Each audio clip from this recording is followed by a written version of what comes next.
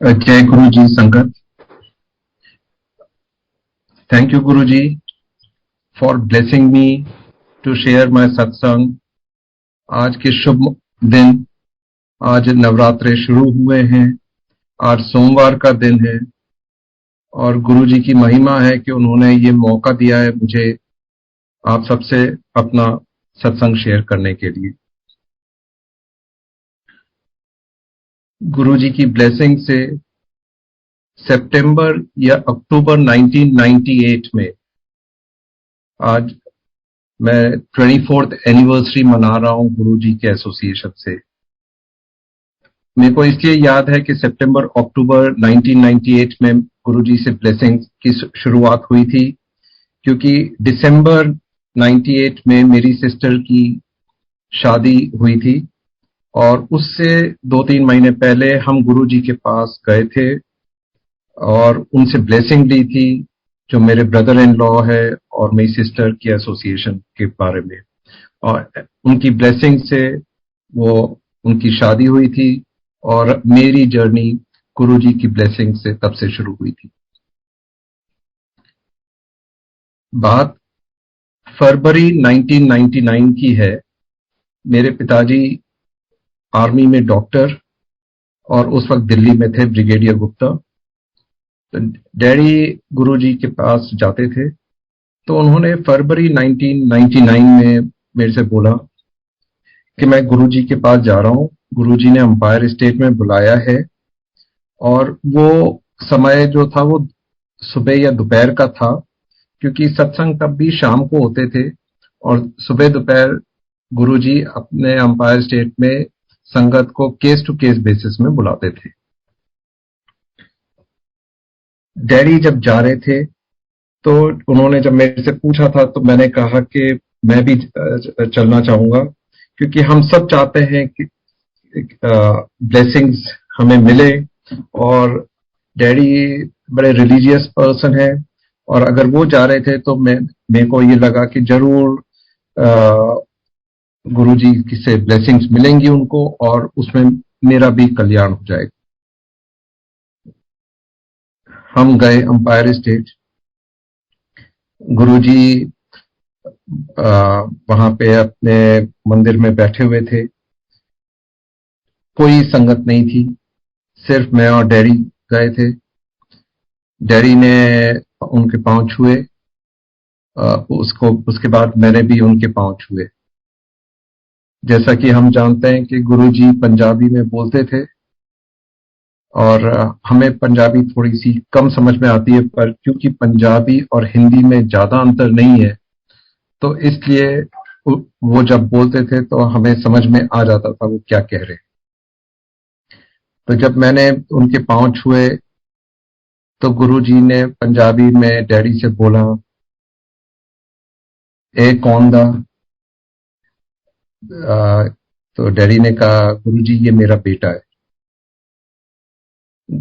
तो गुरुजी का next reaction था, brigadier Vaish the son in law. और मैं थोड़ा सरप्राइज हो गया कि उनको कैसे मालूम कि मेरे फादर इन लॉ का नाम ब्रिगेडियर वैश है। मेरे फादर इन लॉ तो कभी आए नहीं थे गुरुजी के मंदिर में उस वक्त तक। उस सरप्राइज ने मेरे दिमाग में वो मैसेज छोड़ दिया था, पर मेरे को लगा पता नहीं कुछ होगा। आज जब मैं उस बात को सोचता हूं तो मैं देखता हूं ऐसी काफी संगत है जिनका इस टाइप से गुरुजी ने मैसेज दिया था कि वो अपने संगत को पहले से ही जानते हैं, भले ही संगत पहली बार उनसे जुड़ रही हो, पर गुरुजी अपनी संगत को पहले से ही जानते हैं। खैर आगे बढ़े तो डैडी ने बताया कि गुरुजी ने पूछा क्या प्रॉब्लम है, तो डैडी ने बताया कि भाई मेरे स्किन प्रॉब्लम है, ये रैशेस निकलते हैं। डैडी खुद एक डॉक्टर है एंड सुपर स्पेशलिस्ट है, पर उनको एक स्किन प्रॉब्लम थी, जो स्किन में रैशेस निकल आते थे जब भी सन में बाहर निकलते थे। और आप सबको मालूम होगा कि दिल्ली की गर्मी और कांग्रेस ग्रास से स्किन एलर्जी काफी हो जाती है। डैडी तब जब 99 में मिले थे तब 10 साल हो गए थे अंदाज से इस मेडिकल प्रॉब्लम से, स्किन रैशेज से, और साल में कम से कम 10 महीने उनको ये रैशेज रहता था। तो 10 साल से 10 महीने स्किन रैशेज से वो सफर कर रहे थे।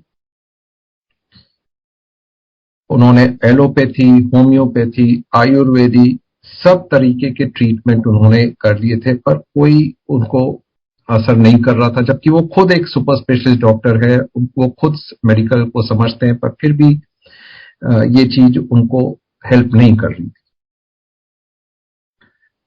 तो गुरुजी ने अपना ट्रीटमेंट शुरू किया। जैसे कि हम जानते हैं कि गुरुजी ने उस वक्त भी कहा था कि अगली बार जब आए तो एक कॉपर वेसल लेके आना। तो अगली बार जब हम गए, कॉपर का लोटा लेके गए थे, गुरुजी ने उस कॉपर के लोटे को ब्लेसिंग दिया, और जो तरीका था ट्रीटमेंट का बड़ा सिंपल था कि उसमें पानी भर के अपने बिस्तर के साइड में रखना है। सुबह जब उठेंगे तो आधा पानी पी लेना है और आधा बाल्टी में डाल देना है, जिससे कि जब स्नान करेंगे तो वो पानी आपकी बॉडी को लगेगा। मैं 99 की बात कर रहा हूं, तब शावर कम होते थे और बाल्टी से हम लोग ज्यादातर बाल्टी यूज करते थे नहाने के लिए। तो डैडी ने वो ट्रीटमेंट शुरू कर दिया। हो सकता है मार्च में, क्योंकि फरवरी में जब हम पहली बार गए थे तो मार्च में ट्रीटमेंट शुरू किया था वो। अप्रैल मई आया, मई आते आते डैडी की स्किन की वो एलर्जी की जो प्रॉब्लम है, रैशेज की, मल्टीप्लाई हो गई 2 टाइम्स या 3 टाइम्स। अच्छा, मैं एक इंजीनियर होने के नाते साइंटिफिक वे से मैं अपना दिमाग लड़ा रहा था कि गुरुजी ने तो ऐसा ट्रीटमेंट दिया है, इसमें ना कोई गोली खाना है, ना कोई दवा करनी है। तो क्षमा करें गुरुजी, मैं तो आपको देख रहा था कि आप कैसे ट्रीटमेंट कर रहे हैं, नहीं जानते थे कि हम तो भगवान के सामने है, और भगवान जब कुछ कह रहे हैं तो उसका अपने आप ही इफ एंड बट नहीं करना है। पर तब होता था दिमाग, ऐसा लगता था। मई में डैडी की ये प्रॉब्लम मल्टीप्लाई हो गई। जून जुलाई आते आते वो धीरे धीरे वो कम होती चली गई।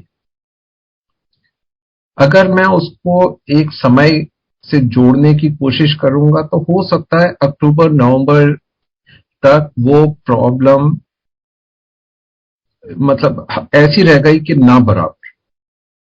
और ये बात है 99 के अक्टूबर नवंबर की, कि वो प्रॉब्लम जो उनको 10 साल से चल रही थी, साल के 10 महीने जो वो प्रॉब्लम सफर करते थे, और अब हम ये स्टेट में आ गए थे कि वो प्रॉब्लम तब कम एकदम खत्म ही हो गई थी, ना बराबर।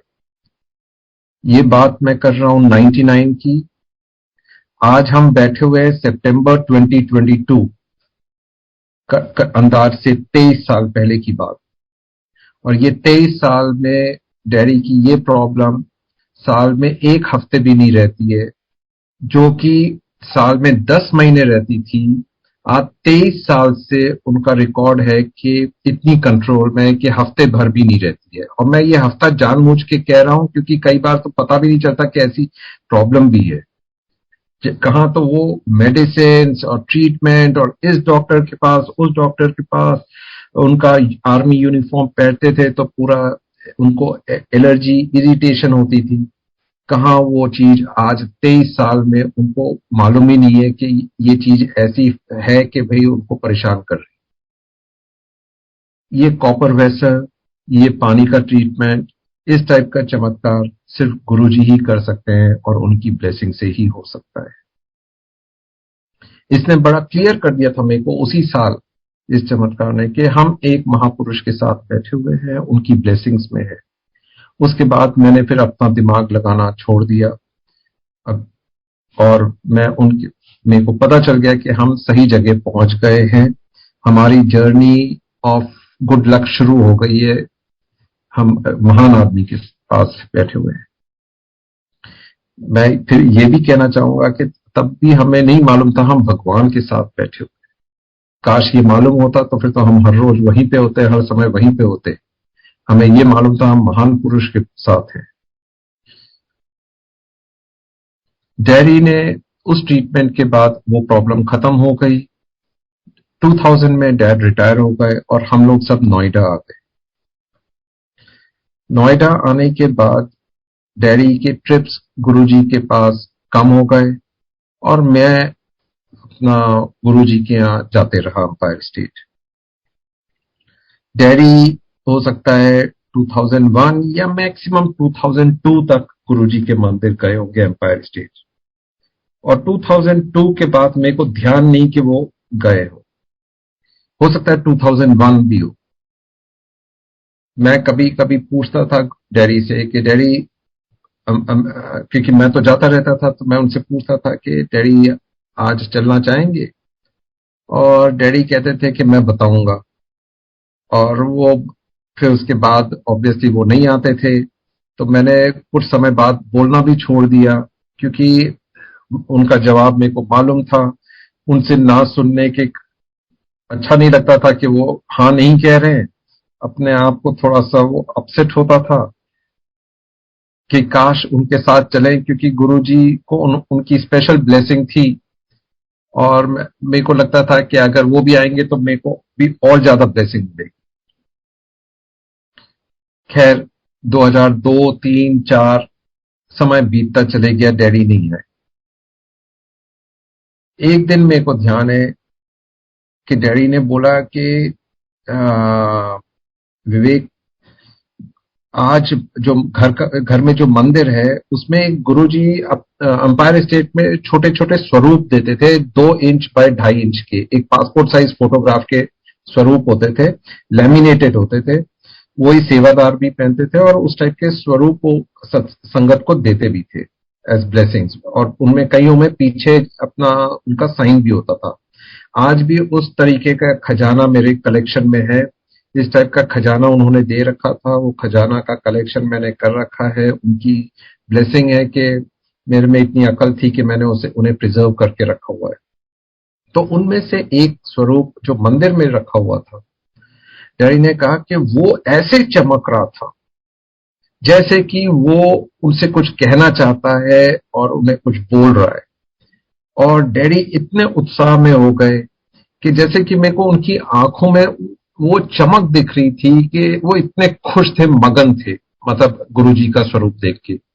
उन्होंने बोला कि मैं तो एम्पायर स्टेट जाना चाहता हूं।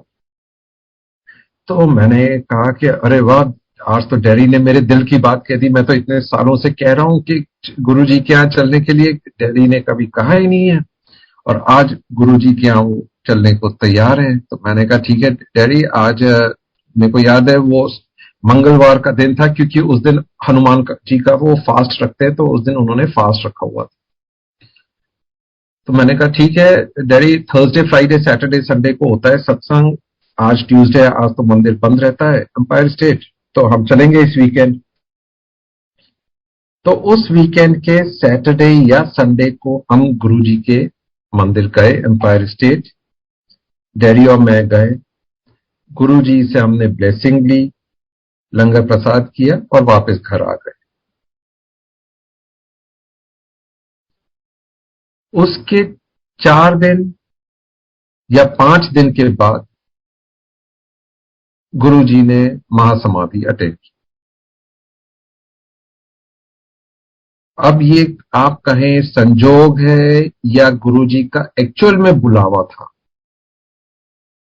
कि डैडी, ये बात, इसका मतलब मैं 2007 की बात कर रहा हूं, क्योंकि 31 मई 2007 को हमें मालूम है गुरुजी ने चोला छोड़ा। तो हम 2007 की मई में 25-26 तारीख की या 27 तारीख के आसपास गुरुजी के मंदिर गए थे ब्लेसिंग लेने। और मैं बता रहा हूं 2001 या मैक्सिमम 2002 के बाद डैडी नहीं गए, मतलब कि मिनिमम 5 इयर्स तक तो डैडी नहीं गए। उसी हफ्ते, उसी वीकेंड, अगर एक वीकेंड भी ऊपर नीचे हो जाता तो गुरुजी ने चोला छोड़ दिया। उसी वीक डैडी को स्वरूप में ऐसा चमत्कार देखा कि उन्हें गुरुजी से मिलने की इच्छा हुई। उस वीकेंड हम गुरुजी के मंदिर गए, उनसे ब्लेसिंग ली और उसके 4 या 5 दिन बाद गुरुजी ने चोला छोड़ दिया। मेरा इससे ये टेक अवे था कि जब गुरुजी बुलाते हैं तभी वो संगत उनके वहां जाता है, उनसे ब्लेसिंग लेता है। अगर गुरुजी से बुलावा नहीं आया है तो आप नहीं मिल पाएंगे, उनसे ब्लेसिंग नहीं ले पाएंगे। तो गुरुजी जब बुलाते हैं तभी आप जाते हैं, नहीं तो आपको घर बैठे भी ब्लेसिंग देते हैं, पर मंदिर में वो तभी आप जाते हैं जब वो बुलाते हैं। तो ये चीज मेरे को समझ में आ गई और ये मेरे कल से कोई कम नहीं है कि जो डैडी 5 साल से, मैंने खुद देखा है मेरे पिताजी नहीं गए और उसी वीकेंड गए। 31 मई 2007 को मैं भी था बड़े मंदिर में जहां गुरुजी ने चोला छोड़ने के बाद आज वहां पे समाधि बनी है। हम लोग बहुत कंफ्यूज थे, पूरी संगत कंफ्यूज थी कि अब क्या होगा। हम लोगों की जो चमत्कार की जर्नी चल रही थी, अब हम गुरुजी को नहीं देख पा रहे। हमें तब भी मालूम था कि भाई गुरुजी के आगे कोई ऐसा तो है नहीं कि भाई वो किसी और को बोल के गए कि उनके बाद वो मंदिर चलाएंगे, ऐसा भी नहीं बोले के गए।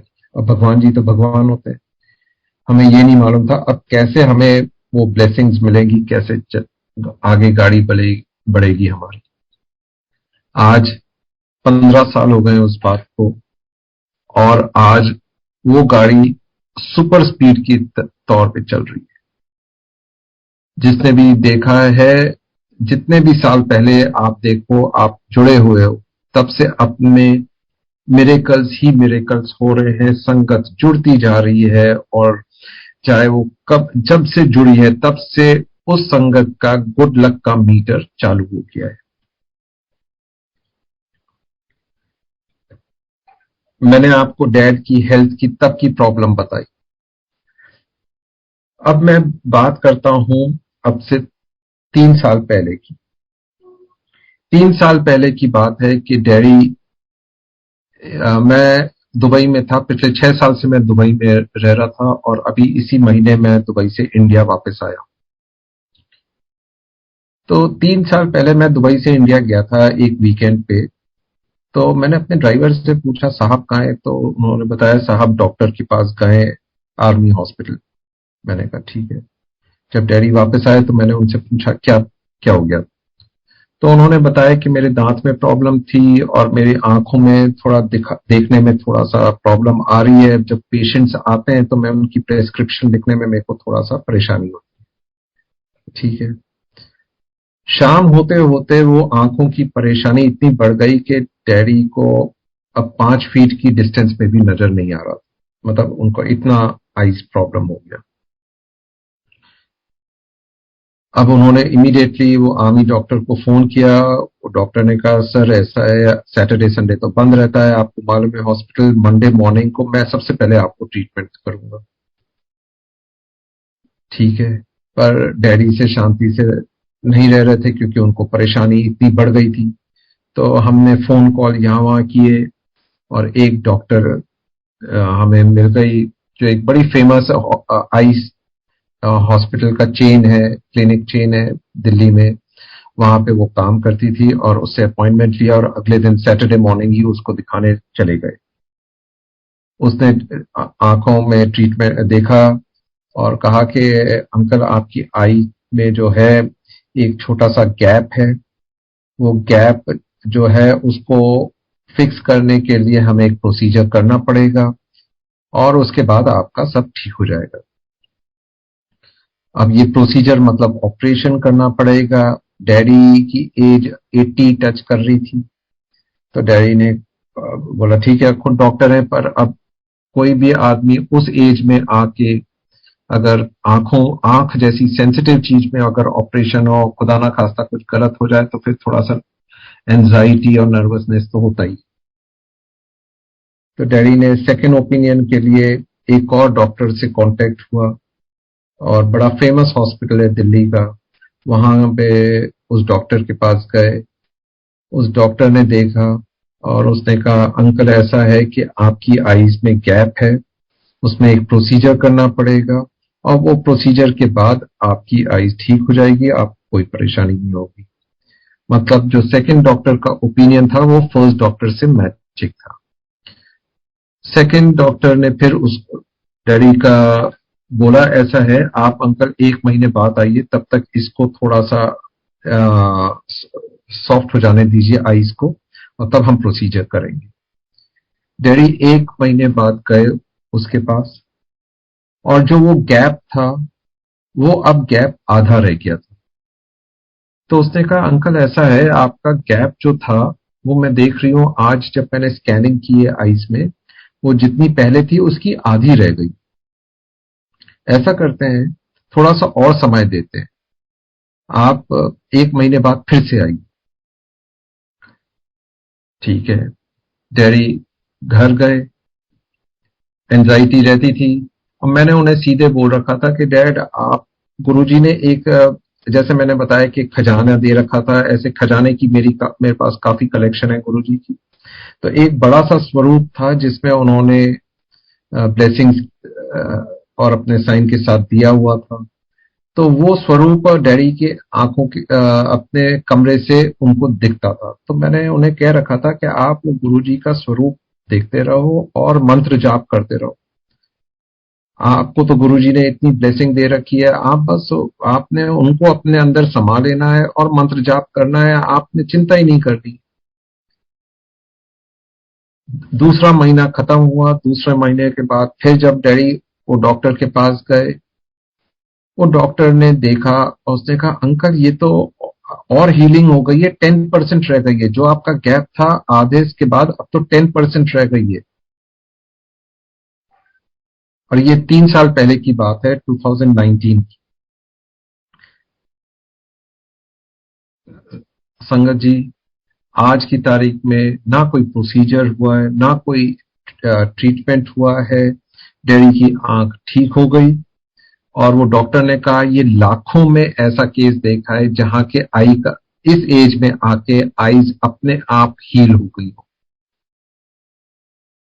और ये चीज हम सब जो संगत ये सुन रहे हैं हम सब जानते हैं कि ये सिर्फ गुरुजी की ब्लेसिंग से ही हो सकता है।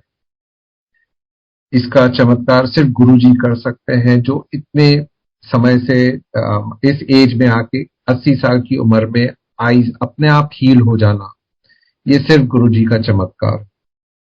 तो जैसे मैंने बताया 99 में स्किन प्रॉब्लम थी और 2019 में आई प्रॉब्लम थी। गुरुजी तब भी हमारे साथ थे, अब भी हमारे साथ, कहीं नहीं गए, ह्यूमन फॉर्म में नहीं दिख रहे, बट वो हमारे साथ है। हम लोग उनसे अभी भी जुड़े हुए हैं, जैसे तब थे वैसे अब है। मेरे को इतने 24 साल हो रहे हैं, पर 24 साल में ऐसा महसूस ही नहीं हुआ कि गुरुजी हमारे बीच नहीं है। वो 2007 में भले ही ऐसा लगा हो कि वो नहीं है, पर उसके बाद मेरे को आज तक कभी नहीं लगा। कई और चमत्कार हैं डैडी के, जो मैं अगर बोलते रहूं तो फिर तो काफी है, पर अभी मैं कुछ अपने ही शेयर करता हूं। गुरुजी ने जब मैं उनसे जुड़ा था डैडी के थ्रू और उन्होंने अपने चमत्कार दिखा दिए थे, तो तब उस उम्र में हम सब की एक चेकलिस्ट होती थी। हम कहते हैं मांगो नहीं मन्नो, पर उस समय मैं थोड़ा यंग था, मेरी चेकलिस्ट थी। मैं तो साफ कहूंगा कि गुरुजी जानते हैं मेरी चेकलिस्ट थी। और मैं चेकलिस्ट में उस उम्र में हम लोग सब कैरियर ओरिएंटेड होते हैं, जॉब होता है, ये सब चीजें दिमाग में होती है। तीन बार ऐसे हुए हैं इंस्टेंसेस कि मैंने अपनी नौकरी में पहले रेजिग्नेशन डाला है और दूसरा जॉब बाद में मिला है। ये सब रिस्क लेने की कि आप और मैं सब टॉप कंपनियों में काम किया है, जैसे IBM, डिलॉयट, फिडेलिटी, सब टॉप कंपनियों में गुरुजी ने नौकरियां दिलाई हैं, अच्छे अच्छे लेवल में काम करवाया है। और ये हिम्मत सिर्फ गुरुजी ही दे सकते हैं। कुछ सिचुएशंस ऐसी बन जाती थी कि मैं रिजाइन कर देता था और मैं फिर कहता था गुरुजी अब आपने अगली नौकरी दिखानी है, उसके बाद आप ही ने बताना है कि आगे मैं कैसे क्या करूं, मैं आप पे छोड़ता हूं। और गुरुजी अपने आप ही मार्गदर्शन दे देते थे और ऐसी ऐसी नौकरियां जैसे मैंने बताया है, और हर नौकरी का इतना पॉजिटिविटी होता था, कहीं family life work life balance होता था, कहीं पे जूम अप कर जाते थे, कहीं मीडिया में सब जगह थे, कहीं पे एशिया पैसिफिक रोल होता था, कहीं ग्लोबल रोल होता था, सब टॉप कंपनियों में। ये जी की मेहर थी। गुरु जी की मेहर हेल्थ में मैंने बताई, गुरु जी की मेहर मैंने बताई कैसे वो उन्होंने करियर प्रोग्रेशन में मेरे को किया है। जो 24 साल का जो मेरा उनसे ब्लेसिंग हुआ है, अगर कोई मेरे से पूछता है कि आपने ये बताना है कि इस 24 साल में आपका क्या मैसेज है या क्या आप कुछ कहना चाहते हैं, तो मैं इस बात को 3 चीजों में समराइज करता हूं और इन 3 चीजों में मैं अभी थोड़ा सा इलेबोरेट करूंगा। अभी तक जो मैंने सत्संग शेयर किए थे वो सब मिरेकल्स के बारे में थे, कैसे उन्होंने डिफरेंट डिफरेंट एस्पेक्ट्स में मेरे को हेल्प किया या मेरे फादर को हेल्प किया, चाहे वो हेल्थ थे, चाहे वो करियर थे, और भी कई एस्पेक्ट्स में उन्होंने किए हैं ब्लेसिंग्स। अब मैं बताऊंगा कि मेरी जर्नी गुरुजी के साथ जुड़ने के बाद क्या मैंने सीख ली और कैसे बदली है। इन सब से मैंने एक चीज तो समझ लिया, सबसे पहली बात कि भगवान है। बड़ा सिंपल कहना है, भगवान है, हम सब जानते हैं, पर उतना ही सबसे टफ है ये बात को समझना। भगवान है का मतलब हर पल हर क्षण वो हमें देख रहे हैं, सुन रहे हैं और हमारे एक्शंस पे उनकी नजर है। हम एटलीस्ट मैं अपने बारे में बोल सकता हूं कि दिमाग इधर उधर चले जाता है, एक्शंस इधर उधर हो जाते हैं, तो मेरे को अपने आप को अभी भी जब मैं आपसे भी शेयर कर रहा हूं तो पहले मैं अपने आप को भी बता रहा हूं कि भगवान है, और वो मेरे को एक डिसिप्लिन में रखने की कोशिश करता है। ये बात बड़ा मुश्किल है क्योंकि दिमाग इधर उधर चले जाता है। वो कहता है कि लेफ्ट चले जाओ, राइट चले जाओ, सीधे नहीं चलो, पर आपको उसे कंट्रोल करना पड़ता है।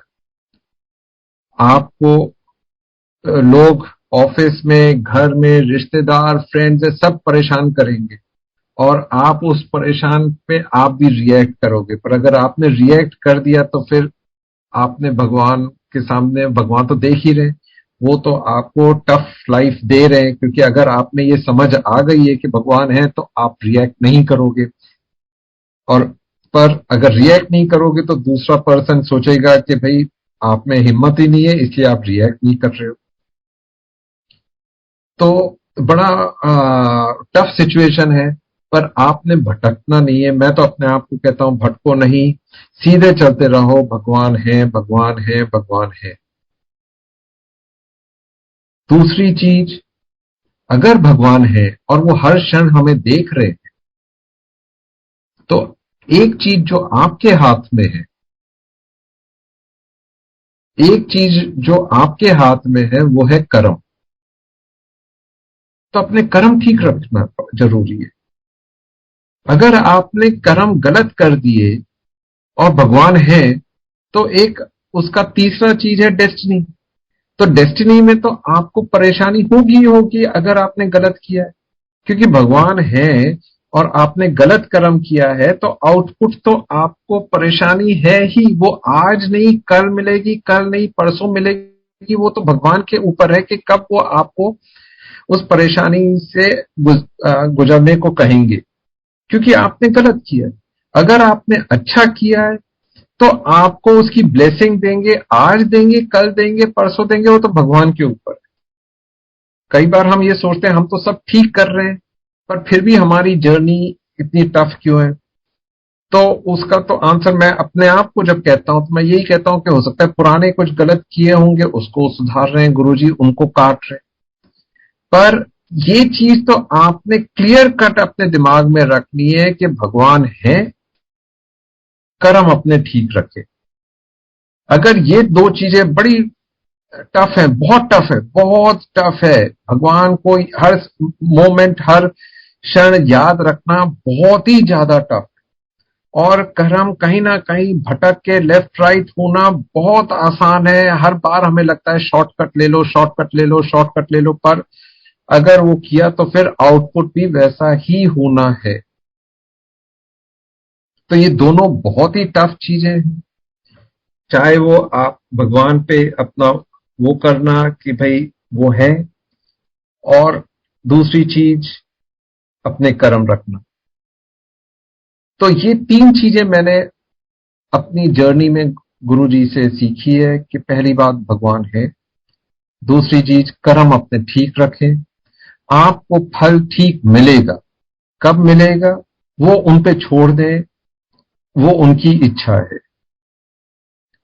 इसी को मैं एक और एंगल से देखने के लिए मैंने जो रिसेंटली ऑब्जर्व किया, और मैंने काफी कुछ सत्संग में शेयर भी किया, कि हम दो तरह के बीइंग्स हैं।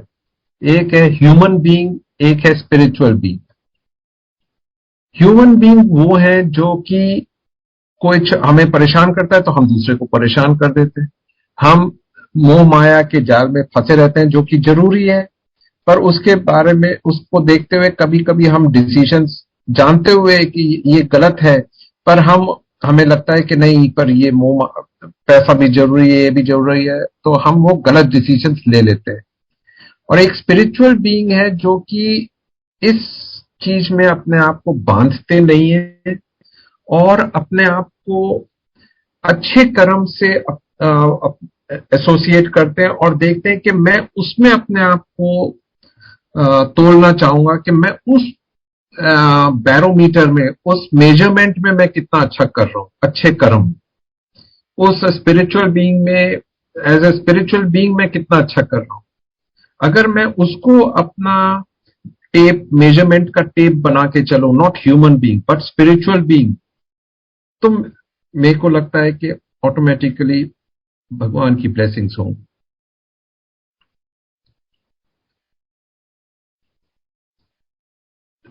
ये चीज जो है, ये मैंने इस ऐसे भी सीखी कि कभी कभी दिमाग में कुछ गलत आइडियाज आ जाते थे कि अरे किसी ने परेशान कर दिया, मैं भी उसको परेशान कर देता हूं, पर मैंने कंट्रोल करने की कोशिश की है। क्या मैं 100% सक्सेसफुल हूं? नहीं, अभी भी बहुत रूम है इम्प्रूवमेंट का, पर फिर भी कोशिश जारी रहती है।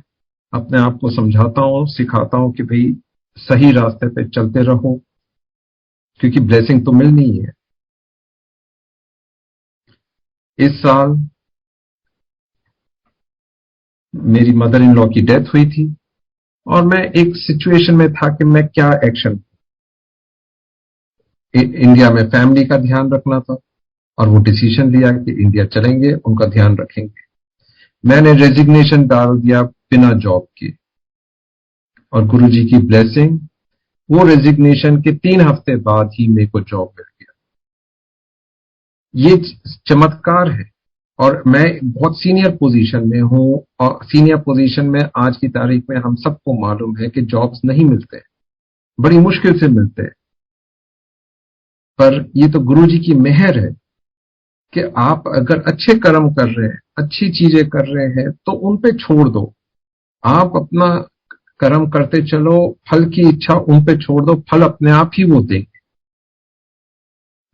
और ये चीज जितना हम अपने आप को बताएंगे, अपने आप को सुधारेंगे, उतनी हमारी लाइफ इजी हो जाएगी, सिंपल हो जाएगी, और कठिनाइयां अपने आप ही दूर हो जाएंगी। गुरुजी बीच बीच में टेस्ट भी करते रहेंगे, ये नहीं कि हमारी लाइफ एक सिंपल ऊपर की तरफ ही चलती जाएगी, नहीं, ऊपर जाएगी फिर नीचे आएगी, फिर ऊपर जाएगी फिर नीचे आएगी।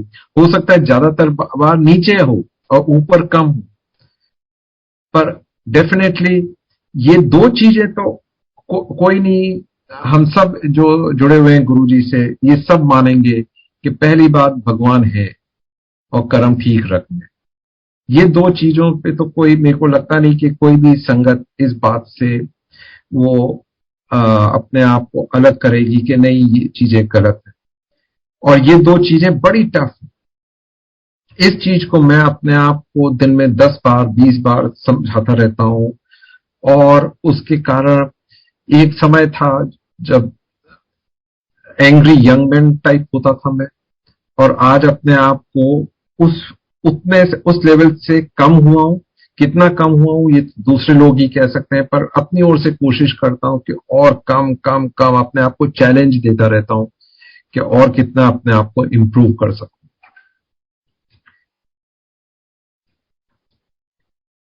गुरु जी के चमत्कार और ब्लेसिंग्स एक दो और दिमाग में आ रहे हैं, वैसे तो हैं बहुत सारे। अभी डैडी और मम्मी जा रहे थे हांगकांग और जापान घूमने के लिए। डैडी नोएडा से निकले, दिल्ली एयरपोर्ट पहुंचे। एयरपोर्ट पहुंचते ही उनको अचानक थोड़ा सा अटैक सा हुआ और उन्हें वो फेंट हो गए। इमीडिएटली उनको मैंने पानी पिलाया और वो जा रहे थे घूमने अपने दोस्तों के साथ, पूरा उनका ग्रुप जा रहा था। ये 4 साढ़े 4 साल पहले की बात। और चांस की बात है उसी दिन वो लोग हांगकांग जापान जा रहे थे और मैं उसी दिन उसी रात आधा एक घंटे की फ्लाइट डिफरेंस, जहां मेरी फ्लाइट उनके बाद थी, दुबई की थी। तो हम लोग साथ ही, मतलब कोइंसिडेंस कह लो या अगेन गुरुजी की मेहर कह लो कि उसी दिन मेरी भी फ्लाइट थी। मैं दुबई आ रहा था, वो लोग हांगकांग जापान जा रहे थे। अब डैडी जब ऐसे फेंट हो गए और उन्हें मतलब डिहाइड्रेशन टाइप पूरा था, तो इमीडिएटली मैंने डैडी को कहा, वो गुरुजी का स्वरूप जिसमें गुरुजी के साइन वाला था, मैंने उनकी जेब में पॉकेट में कोट में ऊपर रख दिया। मैंने कहा डैड इसको बस पकड़ के चलो, आपको कुछ नहीं हुआ। वो फ्लाइट कैंसिल कर रहे थे, वो और मम्मी वापस आ रहे थे। डैडी की हालत देखते हुए, वो एज में भी 78 थे उस वक्त। ये मैं बात कर रहा हूँ 2018 की, 78 79 थे। इस एज में हांगकांग जापान में कहीं कुछ हो गया, वो क्रूज में जा रहे थे, घूमने जा रहे थे, कहीं कुछ हो जाता तो फिर वहां पे हमारा कोई सपोर्ट मैकेनिज्म भी नहीं था। और उनके सब जो फ्रेंड्स भी थे वो सब सीनियर सिटीजन थे। मैंने कहा आप स्वरूप को पकड़ के रखो और उनका मंत्र जाप करते रहो और आगे उन पे छोड़ दो। तो उन्होंने जहां कैंसिल कर रहे थे, उन्होंने फिर अपने आप को इनरोल किया, अंदर गए, उनको खूब पानी पिलाया, उनको मेडिसिन दिया। एयरपोर्ट के अंदर मेडिसिन शॉप होती है, उन्हें चाहिए थी मेडिसिन, वो सब दिया। वो लोग हांगकांग निकल गए, मैं दुबई निकल गया। और उसके बाद उनका पूरा ट्रिप सब अच्छे से हुआ, सब घूम घाम के एकदम ऐसे टूर करके आए जैसे कि उन्हें कुछ हुआ ही नहीं था। कहाँ तो वो फेंट हो गए, कहाँ उनको वो अटैक सा हो गया, कहाँ वो वापस घर आ रहे थे, और कहाँ वो पूरा घूम फिर के सब कुछ होके आ गए। अभी 2 साल पहले की बात है। घर में डैडी की एक अंगूठी थी, थोड़ी ज्यादा एक्सपेंसिव थी, डायमंड की। और वो सो के सुबह उठे और उन्हें अंगूठी दिख नहीं रही। पूरा कमरा, बिस्तर विस्तर सब जगह देख लिया, नहीं दिखी। अब डैडी का टेंशन, उस उम्र में जहां 80 प्लस हो जाओ तो छोटा सा अगर हमारे तो 100 रुपए भी निकलते हैं तो हम लोगों को अपसेट हो जाते हैं। और ये तो थोड़ी एक्सपेंसिव रिंग थी, तो डैडी का तो पूरा मेरे को दिख रहा था कि वो एंजाइटी से वो परेशान थे। मैंने फिर वही डैडी को रिमाइंड किया कि डैडी वो देखो वो स्वरूप है जो गुरुजी ने दिया था, वो स्वरूप में आप देखते रहो और उसमें और मंत्र जाप करते रहो, अपने आप गुरुजी ने सब ठीक कर देना। अब कहना आसान है, पर आदमी जो परेशान होता है वो उसका दिमाग लेफ्ट राइट घूमता रहता है। गुरुजी पे फोकस कर रहे थे पर दिमाग तो कह रहा है पता नहीं गुम हो गया, कोई चोरी कर गया, कहीं पानी में गिर गया, कहीं बह गया, कहीं बाहर कहीं गिर गया। दिमाग में सब तरीके की चीजें आती हैं। डैडी ने मंत्र जाप किया, गुरुजी का स्वरूप को पे अपना मगन लगाया, पर उससे कोई फर्क नहीं पड़ा, वो चीज नहीं मिली। 2 दिन बाद जब मैंने उनसे, उन्होंने कंटिन्यूअसली 2 दिन ऐसे खूब किया, बोले मैं तो खूब कर रहा हूं। 2 दिन बाद ऑटोमेटिकली उनको अंगूठी भी मिल गई, वो डायमंड भी मिल गया, सब कुछ मिल गया। घर के अंदर एक कोने में ऐसे मिला जैसे कि वहां पे नाली के पास ऐसे हुए पड़े हुए मिला, जिसको मतलब कोई बाथरूम में, जो कि कभी कोई सोच ही नहीं सकता।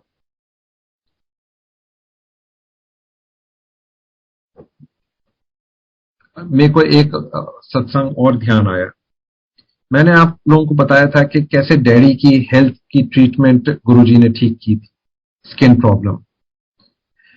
तो मेरे दिमाग में कभी कभी ये आता था कि डैडी ने एक होम्योपैथी ट्रीटमेंट, एक बड़े फेमस होम्योपैथी डॉक्टर हैं एनसीआर में, तो उन्होंने भी डैडी को ट्रीटमेंट दी थी उस साल 99।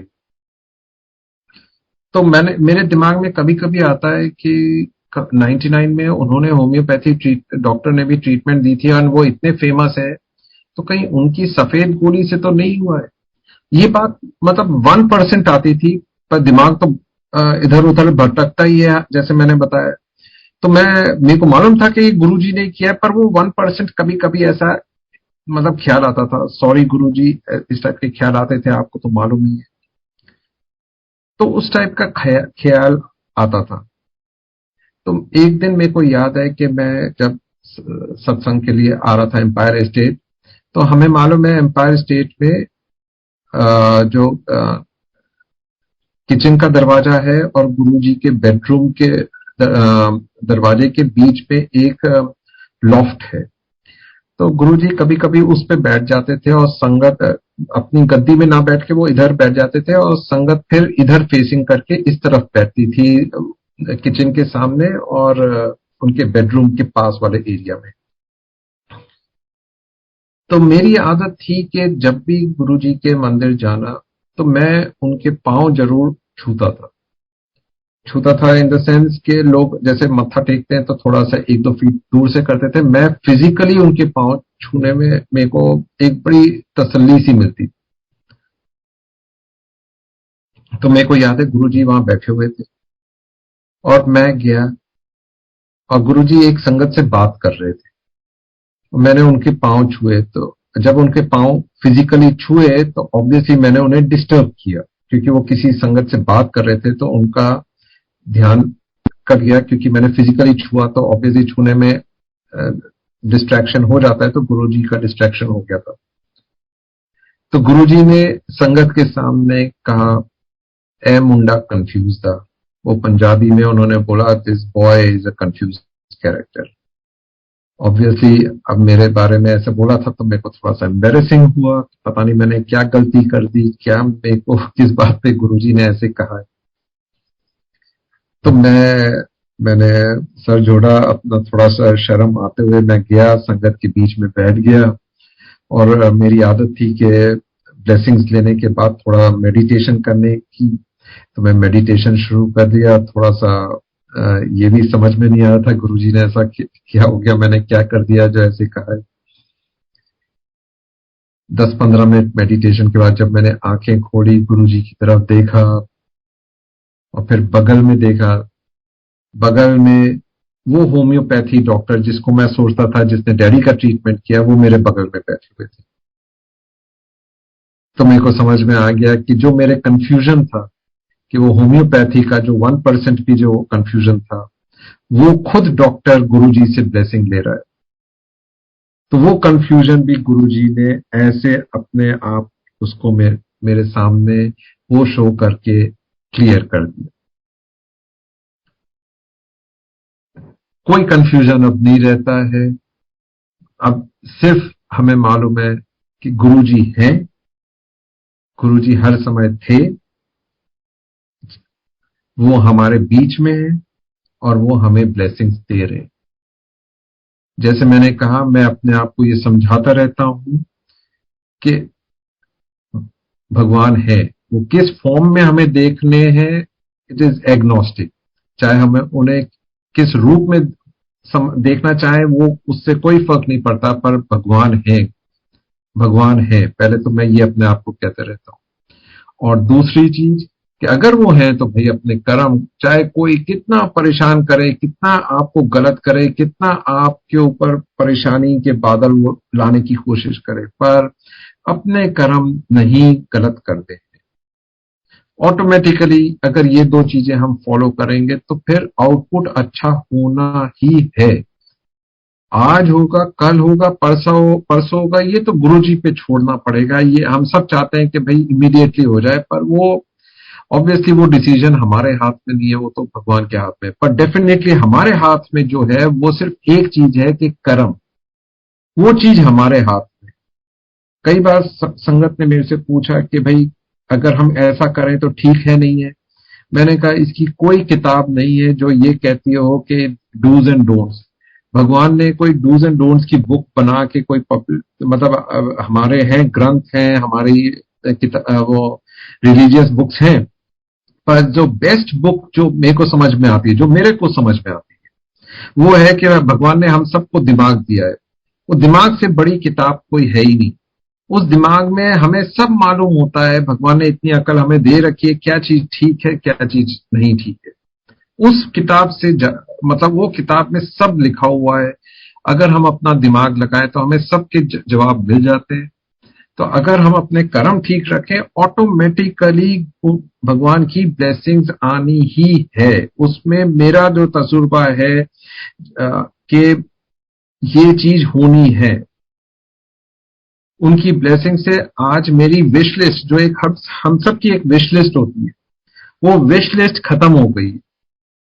अब जो भी मेरे को मिल रहा है, जो भी वो चीजें हो रही है, मेरे को लग रहा है ये सब मैं बोनस में, भगवान जी गुरु जी मेरे को बोनस दे रहे हैं। ये सब बोनस है, क्योंकि जो मेरी विश लिस्ट थी वो तो विश लिस्ट खत्म उन्होंने कर दी है। अब मेरे पास कोई वो चेकलिस्ट के नहीं है। अब तो बस अगर मेरी विश लिस्ट है तो एक ही है जो हर जगह गुरुजी लिखते हैं, ब्लेसिंग्स ऑलवेज। मेरे को तो बस मेरी विश लिस्ट में वो ही चीज रह गई है कि गुरुजी मेरे को ब्लेसिंग्स अपनी देते रहे, बस। That is my wish list. Now it is a one item wish list which is blessings from Guruji. Blessings always जो लिखते हैं, बस मेरे को वो चाहिए और कुछ नहीं चाहिए। With this I would like to thank Guruji. Guruji शुक्राना on this auspicious day of starting of Navratra and Monday, allowing me to share my satsang with all the Sangat, and for all the blessings you have been giving me. Jai Guruji, Shukrana Guruji.